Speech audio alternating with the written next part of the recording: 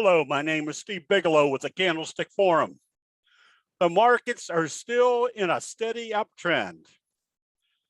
As we can see in the Dow, when it pulled back this time to the T-line, it didn't go through, it held up, and now that was a little bit more evidence that this resistance level that had been in action for the last couple months was now broken. And notice how they broke it. They gapped up through that resistance level and trading higher. So even though there's indecisive trading days in this trend, the trend is staying above the T-line, showing there's more evidence now of bullish sentiment that this uptrend is likely to persist as long as they're above the T-line. We also saw some weakness over here in the NASDAQ when it kept bumping its head up here on this resistance level. However, see what it did today? Came back up above the T-line.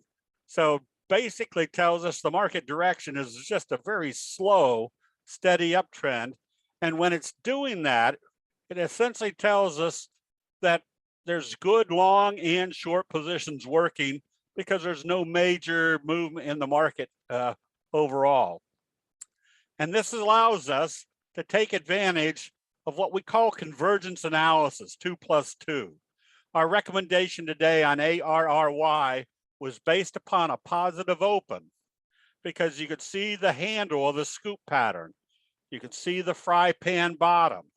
And then this is where the 2 plus 2 analysis comes into play. There was your best friend gap up, a doji gap up off the T-line up through the 50. Just that alone tells you there's very strong bullish sentiment, which is exactly what you want to see coming out of a fry pan bottom.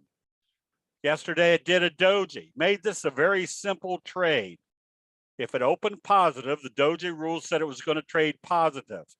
And the doji rule telling us we have a doji sandwich would have told us the magnitude of the move would be at least the same as this, bringing us up here, telling us they were moving away from the T-line. And we got the benefit of a much stronger move.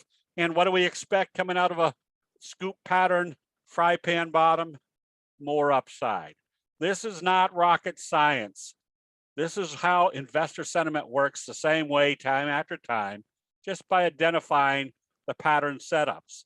So using 2 plus 2 analysis, yesterday, it was identified in the chat rooms by some of our members that Unity, did a trend kicker signal. Notice how it opened here, closed here, then gapped up and went the opposite direction. Not only did it do a trend kicker signal, but it went through the 200, which would be a viable resistance level, and went through the recent highs, which would be another viable resistance level. That told us our upside is probably still in progress. Same scenario over on UPST. We started recommending this one. Notice how it broke through the 50, doing kind of a fry pan bottom, breaking through this level, putting us in a position where we benefited from earnings that moved it up this strong. How long do you hold on to a fry pan bottom? As long as it doesn't close back below the T-line. These are just simple high probability results or statistics that you can utilize knowing what a fry pan bottom or any of the other candlestick pattern setups are telling you are high probability trades. So you saw the same type of thing. Look at the J-hook pattern on STLD, one of the steel stocks. A J-hook pattern bouncing right smack dab off the 50. And why is this moving so strong? Well, obviously the passing of the infrastructure legislation is going to help out the steel stocks. So we can see which ones were acting the strongest by the J-hook pattern and the breakout through resistance, kind of a big fry pan bottom. You just stay long until you see a sell signal. This is basically illustrating where the strength of price moves are being caused by human nature, doing the same thing over and over. Just puts us in the right place at the right time. Not only do buy signals work effectively, But sell signals work effectively. We recommended going short on laser because of the bearish best friend signal. How long do we stay short on this? As long as we don't see a sell signal and a close back up above the T line. Anytime we see a sell signal and a close below the T line, we can stay short until we see a buy signal and a close above the T line, with the caveat that because we know what the nature of each candlestick signal is, that when we start seeing indecision down here, even though we're not above the T line, stochastics starting to come back up. This tells us the probabilities are starting to go against us. We should start taking profits.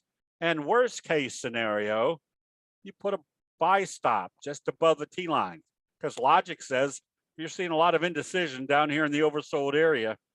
If they come back up through the T line, the bulls have stepped in. That's where you want to take your profits.